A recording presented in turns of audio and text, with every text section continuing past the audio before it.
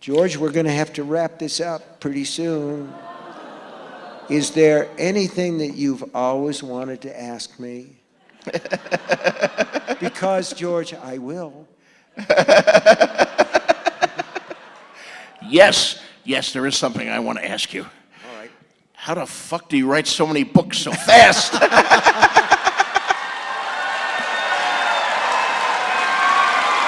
I think, I've had a really good 6 months. I've written 3 chapters, and you've finished 3 books in that time. Here's the thing, okay?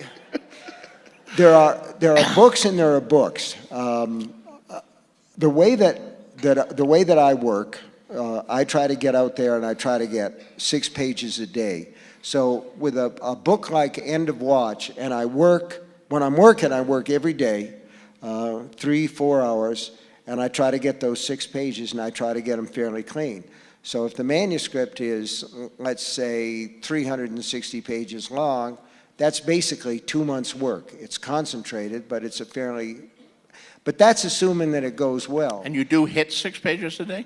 I usually do. You don't ever have a day where you sit down there and it's like constipation and you write a sentence and you hate the sentence and you check your email and you wonder if you had any talent after all and maybe you should have been a plumber.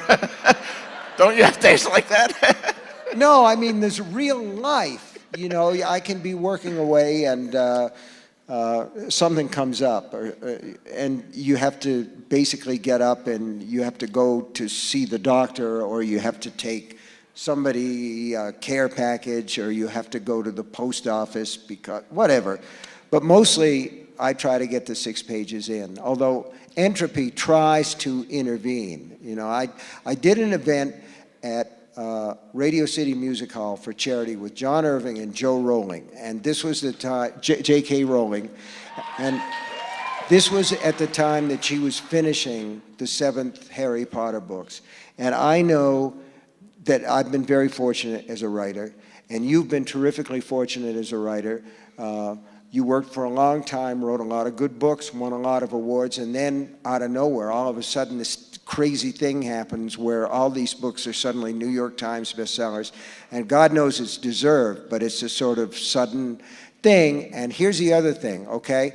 People yell at you and say, we want the next book, we want the next book. They're like babies, we want the next book right away.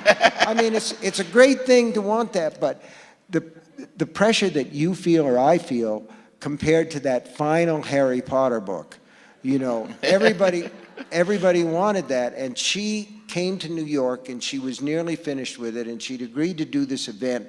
And Joe was trying to do 3 things at once. She was going to do a vacation with her kids. She was going to finish the last 5 or 6 chapters of the 7th Harry Potter book, and she was going to do this event. And she showed up to do the sound check at Radio City Music Hall, and she was dressed like any housewife or mother or anyone who was on vacation. She had a shell top on and white clam digger pants and loafers or sandals or something, and her hair tied back in horsetails. And we were trying to talk about what we were going to do and everything. And the Scholastic Press publicist is pulling her aside and talking to her. And Joe was very polite. But when she came back and talked to me, she was really, really angry. And what she said was, they don't understand what we do they? And I said, how can they understand when we don't understand? All too true.